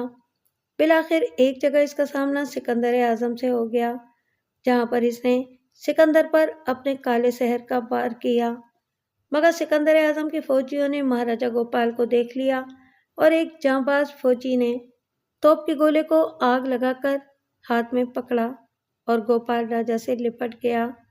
اس سے پہلے کہ گوپال راجا کچھ کرتا، گولا پھٹ گیا اور گوپال راجا اپنے جسم سے محروم ہو گیا۔ سکندر اعظم کی سپاہ نے یہ سمجھا کہ مہاراجا گوپال مر چکا ہے، مگر ایسا نہیں تھا، کیونکہ گوپال راجا تو امر ہو چکا تھا۔ وہ ایک سیاہ رنگ کے گاڑے مادے کی صورت میں وہاں سے فرار ہو گیا اور تب سے وہ شیطان اپنا جسم حاصل کرنا چاہتا ہے۔ وہ ایک دفعہ پہلے بھی ایسا کر چکا ہے، مگر کامیاب نہ ہو پایا تھا، اور اس بار پھر اس نے اماوس کے شیطان کو جنم دیا ہے۔ دراصل مہاراجا گوپال کے لیے اماوس کی رات بہت ہی اہمیت رکھتی ہے، کیونکہ دیوتا آزا نے مہاراجا گوپال کو اماوس کی رات ہی امردان دیا تھا، اور جسم سے محروم ہونے کے بعد مہاراجا گوپال کی شکتیاں بھی کم ہو گئی ہیں، اس لیے وہ جسم حاصل کرنا چاہتا ہے، اور یہ تبھی ممکن ہے جب ایک ایسا بچہ پیدا ہو جسے انسانوں کا خون پلایا جاتا رہا ہو، اور شرط یہ ہے کہ وہ بچہ اس وقت پیدا ہو جب اماوس کی رات ہو، اور مہاراجا گوپال اس جسم میں اس وقت سما سکتا تھا جب اماوس کی رات کے اگلے دن سورج گرہن لگے، اور ایسا وقت ہزاروں سال بعد آتا ہے جیسا کہ آج دن کو سورج گرہن لگے گا، تو یقیناً مہاراجا گوپال اس شیطانی بچے میں پرویش کرنے کی کوشش کرے گا۔ بابا گرو نے معلومات کی پٹاری بند کی تو راہل بولا، بابا گرو، کوئی تو اپائے ہوگا اس شیطان کو روکنے کا، کیونکہ مانو جاتی خطرے میں ہے، ہمیں کچھ کرنا پڑے گا۔ بابا گرو نے کہا، بس ایک اپائے ہے اس شیطان کو روکنے کا، کہ جب سورج گرہن لگا تو اس وقت تمام شیطانی طاقتوں کی طاقت ختم ہو جائے گی۔ اگر اس وقت اس شیطان کے دل کے مقام پر پوتر خنجر مار دیا جائے اور گوپال راجا جو یقیناً किसी मुर्दा इंसान के वजूद में समाया होगा।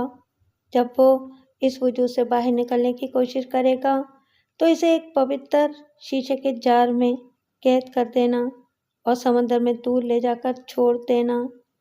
राहुल ने फट से कहा, बाबा जी, आप मुझे पवित्र खंजर और शीशे का जार दे दें ताकि मैं इस खौफनाक कहानी का इख्तिताम कर सकूं। बाबा गुरु ने इस बात में सर हिलाते हुए एक शीशे का जार और खंजर राहुल को थमा दिया और साथ ही अपने गले में लटकी माला को उतारा और तोड़ दिया। सफेद दूधिया वाले धागे से जुदा होकर दाने जमीन पर बिखर गए। बाबा गुरु ने इन दानों को इकट्ठा किया और 4 दाने राहुल के हाथ में थमा दिए और कहा, ये दाने तुम्हारे इस शैतान तक पहुंचने में मदद करेंगे। राहुल ने शीशे का जार थैले में रखा और खंजर को अपनी पॉकेट में डालकर बाहर आ गया। शंकर बहुत तेज रफ्तारी से चल रहा था। स्याह रात में ब्लैक पैंट और शर्ट में लिपटा परछाई मालूम हो रहा था। इसे अमावस के शैतान की फिक्र हो रही थी, क्योंकि जब तक गोपाल राजा इसके शरीर में प्रवेश न करता तब तक वो महज एक दरिंदा ही था जिसको ख़त्म करना आसान काम था। इसलिए शंकर इसकी हिफाजत करना चाहता था ताकि रोशनी होने से पहले वो इस शैतानी बच्चे को किसी महफूज मकाम पर ले जाए और वक्त आने पर वो अपना काम बखूबी सरअंजाम दे सके। शंकर वक्फे वक्फे से आंखें बंद करके शैतानी बच्चे को देख लेता था और फिर सिमत का अंदाज़ा होने के बाद चलने लगता था। काफ़ी देर चलने के बाद शंकर क्रिश्चियनों के कब्रिस्तान में पहुंच चुका था। शंकर जैसे ही कब्रिस्तान में दाखिल हुआ, इससे थोड़े ही फासले पर वो शैतानी बच्चा एक मुर्दे को नोचता खसोटता दिखाई दिया। शंकर एक तरफ हटकर बैठ गया। जब वो बच्चा पेट का दोज़ख भर चुका तो वो इस लाश के ऊपर चढ़कर कुर्राने लगा। फिर शंकर आहिस्ता आहिस्ता से इस शैतान के सामने आ गया। बच्चा हैरानी से इसको देख रहा था, मगर इसने इस पर हमला नहीं किया, क्योंकि शंकर के वजूद से इसे अपने जैसे ही शैतान की बदबू आ रही थी। शंकर आहिस्ता आहिस्ता बढ़ा और इसने बच्चे को गोद में उठा लिया और इसे प्यार से गले लगाया तो वो बच्चा शंकर की आगोश में आराम से समा गया। इसने आंखें बंद कर लीं। शंकर ने सुख का सांस लिया और हवेली की तरफ भागना शुरू कर दिया। इंस्पेक्टर दीपक अपने घर में सोया ख्वाब खरगोश के मज़े लूट रहा था कि इसके फ़ोन की बेल बजी। इसने बंद आँखों से बटन प्रेस किए तो दूसरी तरफ से किशन की बात सुनकर उसकी नींद हवा हो गई। बेहतर पे होने वाले वाक़यात की वजह से इंस्पेक्टर तज़ब्ज़ुब का शिकार हो गया था। इस दफ़ा हादसा कब्रिस्तान में वक़ूअ पज़ीर हुआ था। इंस्पेक्टर दीपक वक्त ज़ाया किए बगैर कब्रिस्तान पहुंचा तो वहां पर क्रिश्चियन लोग जमा थे। पुलिस वालों ने कब्र के गिर्द पीली पट्टियां लगाकर सबको अंदर आने से रोक दिया था। इंस्पेक्टर को मालूम हुआ कि ये मुर्दा कल रात को दफनाया गया था। इंस्पेक्टर ने कब्र के नज़दीक पड़ी लाश से चादर हटाई तो इसके रोंगटे खड़े हो गए, क्योंकि लाश नाकाबिले फरामोश हद तक मस्क हो चुकी थी। इस दरिंदे ने लाश का मुंह नोच लिया था, आंखें तक चबा ली गई थीं और पेट तो बिल्कुल खाली था। कुछ मांस रान से भी खाया गया था। इंस्पेक्टर ने लाश का मुआयना करने के बाद ज़मीन पर देखा तो इसे ज़मीन पर छोटे बच्चे के पाँव के निशानात दिखाई दिए। इसका शक यकीन में बदल गया। अब इसे राहुल की बातों में सच्चाई दिखाई दे रही थी। इसे खतरे का बड़ी शिद्दत से एहसास हो रहा था। इंस्पेक्टर ने मज़ीद मुआयना किया तो इसे बच्चे के पाँव के निशानात के अलावा किसी और के पैरों के निशानात भी मिले। इंस्पेक्टर ने अपने मातहत से पूछा, कोई गवाह वगैरह है इस वाक़ये का? करमदास की जानिब से नहीं का लफ्ज़ इंस्पेक्टर का मुंह चिढ़ा रहा था। इंस्पेक्टर दीपक के दिल में शंकर के मुतालिक वसवसे उभर रहे थे। इसे इन वाक़यात के पीछे शंकर का किरदार गैर मामूली दिखाई दे रहा था। इंस्पेक्टर दीपक ने करमदास को साथ लिया और राहुल के बताए हुए पते की जानिब चल दिया, जहाँ पर शंकर काम करता था। राहुल के पास बाबा गुरु के दिए हुए मोती के दाने मौजूद थे, जिनकी बदौलत इसे अमावस के शैतान तक पहुंचने में کوئی دقت نہیں ہو رہی تھی، کیونکہ اگر راہل غلط سمت جاتا تو ان کا رنگ نیلا ہو جاتا تھا، اور اگر ٹھیک سمت سفر کرتا تھا تو ان دانوں کا رنگ لال ہونا شروع ہو جاتا تھا۔ راہل چلتے چلتے دیوی نگر میں پہنچ چکا تھا۔ اسے حیرانگی ہو رہی تھی، کیونکہ منکوں کا رنگ گہرا لال ہو رہا تھا، اور بابا گرو نے بتایا تھا جب ان دانوں کا رنگ سرخی مائل سیاہ ہو جائے تو سمجھ لینا کہ وہ اماوس کا شیطان اور مہاراجا گوپال اسی جگہ پر موجود ہیں۔ اب راہل دیوی نگر سے باہر آ چکا تھا اور جنگل میں محض سفر تھا۔ راہل نے گھڑی پر نظر ڈالی، اس وقت 9 بج رہے تھے اور سورج گرہن لگنے میں محض 1 گھنٹہ باقی رہ گیا تھا۔ اسے جو کچھ بھی کرنا تھا اسی 1 گھنٹے میں کرنا تھا۔ راہل نے اس خیال کے آتے ہی اپنی رفتار بڑھا دی۔ کافی مسافت طے کرنے کے بعد وہ جنگل میں موجود ہزاروں سال پرانی حویلی میں پہنچ گیا، جس کے بارے میں مشہور تھا کہ جہالت کے دور میں لوگ یہاں پر شیطانوں کے دیوتا آزا کی پوجا کیا کرتے تھے۔ یہ لوگ وہ تھے جو تمام مذاہب سے کنارہ اختیار کر کے کالا جادو سیکھتے اور شیطانوں جیسی طاقت حاصل کرنا چاہتے تھے۔ ایک دن شنکر جنگل سے گزر رہا تھا تو اسے تجسس ہوا کہ آخر یہ حویلی اندر سے کیسی ہے۔ جب وہ اس حویلی میں داخل ہوا تو تھوڑی دیر یوں ہی بھٹکنے کے بعد اسے سرنگ والا راستہ مل گیا۔ جب وہ موتی والے کمرے میں پہنچا تو ڈر گیا، کیونکہ اندر گوپال راجا ایک مردہ کتے میں سمایا ہوا تھا۔ جب کتے نے شنکر سے بات کی تو وہ بہت ہی خوفزدہ ہوا، مگر گوپال راجا نے شنکر کو عظیم کالی طاقتوں اور بیش بہا دولت دینے کا لالچ دیا۔ شنکر لالچ میں آ گیا اور بالآخر موت شنکر کا مقدر بنی۔ راہل حویلی کے قریب پہنچ چکا تھا اور منکوں کا رنگ سیاہی مائل سیاہ ہو چکا تھا۔ راہل حویلی میں داخل ہو گیا اور تھوڑی دیر تلاش کرنے کے بعد راہل کو سرنگ مل گئی اور وہ اس میں داخل ہو گیا۔ انسپکٹر دیپک اور کرم داس اس فیکٹری میں پہنچ گئے جہاں پر شنکر کام کرتا تھا۔ تھوڑی دیر تفتیش کرنے کے بعد اسے ایک ایسا شخص مل گیا جو شنکر کے زیادہ نزدیک رہتا تھا۔ اس کا نام لکشمن تھا۔ انسپکٹر نے تحمل مزاجی سے کام لیتے ہوئے دریافت کیا، تم شنکر کو کب سے جانتے ہو؟ دراصل انسپکٹر نہیں چاہتا تھا کہ لکشمن ڈر جائے۔ اگر اسے ذرا بھی بھنک پڑ جاتی کہ شنکر کے حوالے سے کچھ بتانے پر اس کو پولیس پکڑ لے گی تو وہ ہرگز ایسی باتیں نہیں بتائے گا جس سے شنکر تک پہنچا جا سکتا تھا۔ پھر لکشمن الفاظوں کا ایک ایسا جال بنتا کہ انسپکٹر دیپک محض غلط انفارمیشن کی بدولت اصل حقیقت جان نہ پاتا۔ اسی وجہ سے انسپکٹر اپنا رویہ دوستانہ رکھے ہوئے تھا۔ لکشمن نے پہلے دانتوں کی نمائش کرتے ہوئے کہا، صاحب یہی کوئی 1.5 سال سے ہماری دوستی تھی۔ انسپکٹر نے بھی مصنوعی مسکراہٹ سے لکشمن کی مسکراہٹ کا جواب دیا۔ اس وقت اسے لکشمن سے سچ اگلوانا تھا، ورنہ اتنے بدبودار دانتوں کو دیکھ کر اس کا دل کر رہا تھا کہ ایک گھوسا مار کر تمام دانت توڑ دے۔ اچھا، بہت خوب، یقیناً وہ ایسا ہی کرتا تھا۔ ہر کوئی اس سے دوستی کرنا چاہے، لیکن کیا کبھی اس نے کوئی غیر معمولی حرکت کی ہو؟ لکشمن نے چند ثانیوں تک سوچا اور پھر بولا، نا صاحب، وہ اچھا لڑکا تھا۔ وہ صبح کام پر آتا تھا اور شام کو ہم اکٹھے واپس جاتے تھے۔ کیونکہ میرا گاؤں دیوی نگر سے ذرا آگے پڑتا تھا، لہٰذا میں اس کو دیوی نگر گاؤں تک ڈراپ کر دیا کرتا تھا۔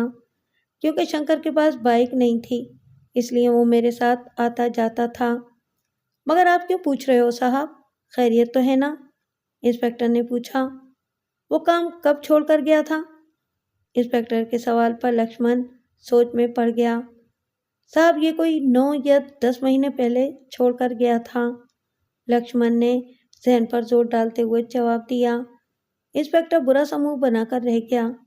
اسے کوئی قابل ذکر انفارمیشن نہ ملی تھی۔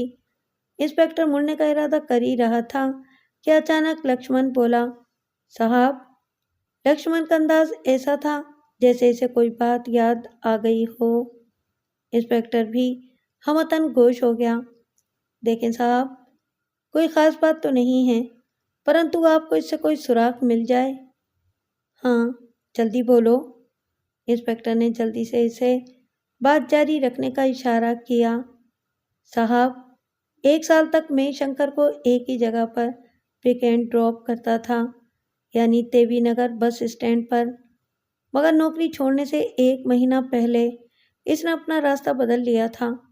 وہ جنگل والے راستے پر اترتا تھا جہاں پر سنا ہے کہ ہزاروں سال پرانی حویلی ہے جس میں شیطانوں کی پوجا کی جاتی تھی، اور اس طرف کوئی نہیں جاتا تھا، مگر شنکر کہتا تھا کہ اسے یہ راستہ نزدیک پڑتا ہے، لہذا میں نے بھی زیادہ کریدنا مناسب نہیں سمجھا۔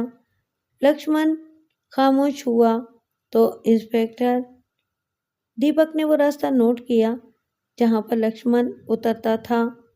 اب انسپکٹر کو ایک مہم سی امید دکھائی دے رہی تھی۔ وہ دونوں جلدی سے جیپ کی طرف بڑھ گئے۔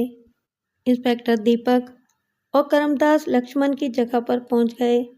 یہاں پر جنگل شروع ہو جاتا تھا اور ایک پگڈنڈی جنگل میں بل کھاتی معلوم ہوتی دکھائی دے رہی تھی۔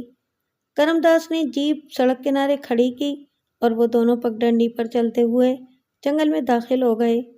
جنگل میں سناٹے کا راج تھا، نہ ہی تو ہوا کے دوش پر درخت ہل رہے تھے اور نہ ہی جنگل میں پرندے چہچہا رہے تھے، بلکہ کوئی پرندہ یا دوسرا جانور سرے سے نظر ہی نہیں آ رہا تھا۔ انسپکٹر کو یہ بات کھٹک رہی تھی۔ انسپکٹر نے ریوالور نکال لیا۔ کرم داس نے بھی ریوالور پر اپنی گرفت مضبوط کر لی۔ انسپکٹر دیپک اور کرم داس دبے قدموں سے چلتے ہوئے اندر داخل ہو گئے۔ انسپکٹر اور کرم داس سرنگ والے کمرے میں پہنچے تو وہ ٹھٹک کر رک گئے، کیونکہ اس کمرے میں الو بھرے ہوئے تھے، مگر ان میں ایک چیز کامن تھی، اور وہ یہ کہ یہ تمام الو دیوار میں بنے ایک شگاف پر نظریں جمائے بیٹھے ہوئے تھے۔ انسپکٹر نے ان کی نظروں کا تعاقب کیا تو اسے دیوار میں شگاف نظر آ گیا۔ انسپکٹر اور کرم داس دھڑکتے دل سے شگاف میں داخل ہو گئے۔ راہل جیسے ہی سرنگ کے کشادہ حصے میں پہنچا، اسے ایک کمرہ دکھائی دیا جس میں دیوتا آزا کی مورتی رکھی ہوئی تھی، اور اس کے سامنے زمین پر شنکر نے اس شیطانی بچے کو لٹایا ہوا تھا اور اس کے سینے پر اپنے دونوں ہاتھ رکھے آسمان کی طرف منہ اٹھائے وہ کوئی منتر پڑھنے میں مشغول تھا۔ راہل دبے قدموں سے آگے بڑھنے لگا۔ شنکر کی پیٹھ راہل کی جانب تھی۔ راہل نے قریب پہنچ کر خنجر نکالا اور جیسے ہی شنکر کے سر میں گھونپنے لگا تو شنکر نے گردن گھما کر راہل کی طرف دیکھا تو راہل کے ہاتھ کانپنے لگے۔ خوف کی ایک سرد لہر اس کے پورے وجود میں سرایت کر گئی اور اس کے مضبوط ارادے ریت کے ٹیلوں کی مانند مٹنے لگے، کیونکہ شنکر اس کے سامنے تھا۔ اس کی سرخ آنکھیں وحشتناک لگ رہی تھیں۔ راہل کشمکش کا شکار ہو گیا تھا۔ اسے سمجھ میں نہیں آ رہا تھا کہ وہ شنکر پر وار کرے یا نہ کرے، کیونکہ وہ اس حقیقت سے عاری تھا کہ شنکر مر چکا ہے۔ راہل نے اس بچے کی طرف دیکھا۔ وہ شیطانی بچہ خون میں لت پت زمین پر لیٹا ہوا تھا اور شنکر کی جانب دیکھ رہا تھا۔ اس نے راہل پر نظر پڑتے ہی اٹھنے کی کوشش کی، مگر لڑکھڑا کر گر گیا، کیونکہ سورج گرہن لگ چکا تھا اور تمام شیطانوں کی شکتی مفلوج ہو کر رہ گئی تھی۔ وہ محض ایک لاغر بچہ بن کے رہ گیا تھا۔ راہل کو یہی موقع غنیمت محسوس ہوا۔ اس نے بچے پر وار کرنا چاہا، تب شنکر نے اپنی کونی پوری شدت سے راہل کے پیٹ میں رسید کی تو راہل بلبلاتا ہوا اوندا ہو گیا۔ اس نے اپنا ہاتھ پیٹ پر رکھ لیا اور دوسرے ہاتھ میں پکڑے خنجر پر بھی راہل کی گرفت کمزور ہو گئی تھی۔ راہل نے بمشکل کہا، شنکر، یہ تم کیا کر رہے ہو؟ مگر شنکر نے آؤ دکھا نہ تاؤ اور ایک گھوسا راہل کی ٹھوڑی پر رسید کیا تو راہل کے 14 تبک روشن ہو گئے۔ اس کا جبڑا ہل کے رہ گیا تھا۔ راہل اچھل کر زمین پر جا گرا۔ شنکر اس کی چھاتی پر چڑھ کے بیٹھ گیا اور راہل کا گلا دبانے لگا۔ راہل کو شنکر کے وجود سے مردہ جسم کی بساند آ رہی تھی۔ یوں لگتا تھا جیسے کسی انسان کی گلی ہوئی لاش ہو۔ راہل کے دماغ میں بابا گرو کی بتائی باتیں گونجنے لگیں کہ مہاراجا گوپال کسی مردہ انسان کے وجود میں سمایا ہوگا، لیکن اب بہت دیر ہو چکی تھی، کیونکہ شنکر کی گرفت راہل کی گردن پر مضبوط ہو چکی تھی اور راہل کے پھیپھڑے کسی ناک کی طرح پھنکار رہے تھے، مگر ان تک آکسیجن پہنچنا شنکر کے ہاتھوں نے ناممکن بنا دیا تھا۔ راہل کی آنکھوں کے آگے اندھیرا چھانے لگا۔ اچانک انسپکٹر دیپک اور کرم داس کمرے میں داخل ہوئے۔ شنکر کا منہ سرنگ کی ہی طرف تھا۔ اس سے پہلے کہ شنکر کچھ کرتا، انسپکٹر دیپک نے ریوالور کا ٹریگر پریس کر دیا۔ ریوالور سے ایک شعلہ نکلا۔ شنکر کی بائیں آنکھ سے ذرا اوپر ماتھے میں گولی پیوست ہو گئی۔ اس کی کھوپڑی بائیں جانب سے اڑ گئی تھی۔ شنکر ایک جھٹکے سے پیچھے گرا اور چند لمحوں کے لیے ساکت ہو گیا۔ انسپکٹر دیپک راہل کی طرف بھاگا۔ اس کا نشانہ اماوس کا شیطان تھا، جبکہ کرم داس نے شنکر پر نشانہ لیا ہوا تھا۔ راہل اپنا گلا ملتا ہوا کھڑا ہو گیا اور اسی کے ساتھ شنکر بھی کھڑا ہو گیا۔ انسپکٹر دیپک نے راہل کو ایک طرف دھکا دیا اور شنکر پر ریوالور تان کر ٹریگر پریس کر دیا۔ دوسری گولی شنکر کے سینے میں پیوست ہو گئی۔ شنکر نیچے گرا۔ اتنی دیر میں راہل اپنا خنجر اٹھا چکا تھا۔ شنکر کے وجود میں دوبارہ حرکت ہوئی۔ تب انسپکٹر دیپک اور کرم داس نے اپنے اپنے ریوالور کی تمام گولیاں شنکر کے وجود میں انڈیل دیں۔ راہل نے مضبوطی سے خنجر کو پکڑا اور اماوس کے شیطان کے دل کے مقام پر پیوست کر دیا۔ اس کے منہ سے ایک دل خراش چیخ نکلی اور اس کے جسم سے خون کا فوارہ ابل پڑا۔ وہ شیطانی بچہ زمین پر لوٹ پوٹ ہو رہا تھا اور پھر چند ثانیے بعد زندگی سے محروم ہو گیا۔ شنکر نے دوبارہ اٹھنے کی کوشش کی، مگر وہ اپنے مقصد میں کامیاب نہ ہو سکا، کیونکہ ایک تو شنکر کو مرے ہوئے 2 دن گزر چکے تھے اور اوپر سے اس کے جسم میں اتنی گولیاں ماری گئی تھیں کہ اس کا وجود گوپال راجا کے لیے ناکارہ ہو کر رہ گیا تھا۔ وہ محض ایک ہڈیوں کا ڈھانچہ بن کے رہ گیا تھا۔ راہل نے تھیلے سے شیشے کا مرتبان نکال لیا تھا اور تیزی سے شنکر کی طرف بڑھا، کیونکہ شنکر کے منہ سے سیال مادہ نکل رہا تھا۔ راہل نے شیشے کا مرتبان شنکر کے ہونٹوں سے لگا دیا اور دیکھتے ہی دیکھتے وہ مرتبان مادے سے بھر گیا۔ گوپال پوتر مرتبان میں قید ہو چکا تھا۔ راہل نے کاک لگا کر مرتبان کو مضبوطی سے بند کر لیا۔ راہل نے مرتبان اٹھا کر انسپکٹر کو دکھایا تو انسپکٹر نے اثبات میں سر ہلایا، جیسے سارا ماجرا سمجھ گیا ہو۔ بس آخری کام راہل کو یہ کرنا تھا کہ اس مرتبان کو سمندر میں دور لے جا کر پھینک دے، تاکہ منوس مہاراجا گوپال کو وہیں واپس اس تنہائی اور دکھ کی آگ میں جھونک دے جہاں سے اس نے امردان حاصل کیا تھا۔ راہل کے دل میں یہ بات بیٹھ گئی تھی کہ مہاراجا گوپال ہمیشہ کی طرح اپنی ہی لگائی ہوئی آگ میں چلتا رہے گا جب تک یہ دنیا قائم رہے گی، اور ایسا ہی ہونا تھا۔